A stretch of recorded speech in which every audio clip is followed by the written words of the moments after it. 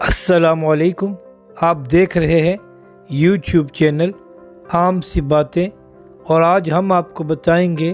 کہ کس طرح نواز شریف اور اسرائیل کی محبت کی داستان 22 سالوں بعد مریم نواز شریف کی بدولت پوری دنیا کو پتہ چلی ہے، وہ بھی اس نمائندے کے ذریعے جو خود اسرائیل میں گیا تھا نواز شریف کی طرف سے۔ کچھ دن پہلے مریم نواز صاحبہ نے ایک ویڈیو ٹویٹ کی تھی نور داری کی، جس میں وہ بات کر رہا تھا کہ عمران خان صاحب کا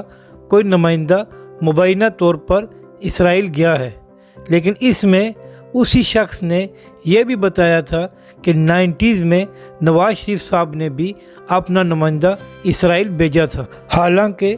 مریم نواز صاحبہ نے وہ ٹویٹ کچھ دیر بعد ڈیلیٹ کر دی تھی جب ان کو پتہ چلا کہ اس میں اصل کہانی کیا ہے، لیکن تب تک بہت سے لوگ وہ ویڈیو دیکھ چکے تھے اور انہوں نے اس بارے میں انفارمیشن بھی حاصل کر لی تھی، اور وہ ویڈیو جو ہو سکتا ہے بہت کم پاکستانی دیکھتے، لیکن مریم نواز صاحبہ کی بدولت سب نے ہی دیکھ لی۔ نور داری نے اپنی اس ویڈیو میں ایک شخص اجمل قادری کا نام لیا تھا جو وفد لے کر اسرائیل گیا تھا، تو آج انہی اجمل قادری کو ایک ٹی وی پروگرام میں بلایا گیا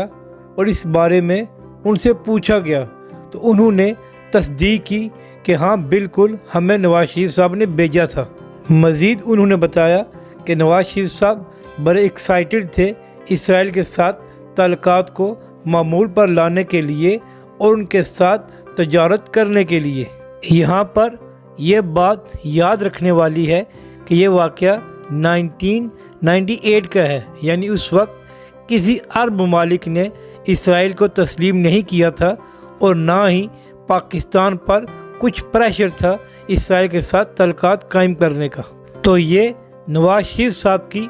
اپنی محبت اور لگن تھی اسرائیل کے ساتھ، جو ان کو مجبور کر رہی تھی کہ وہ اسرائیل کے ساتھ تجارت بھی کریں اور تعلقات بھی معمول پر لائیں۔ اور دوسری طرف اس وقت پاکستان اور عمران خان صاحب پر پوری دنیا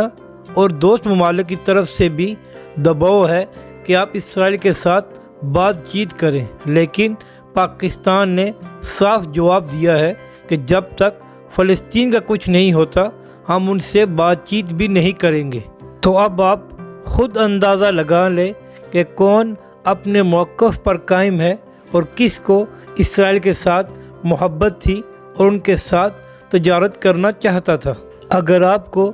ہماری یہ ویڈیو اچھی لگے تو اسے لائک اور شیئر ضرور کریں اور ہمارے چینل کو بھی سبسکرائب کریں۔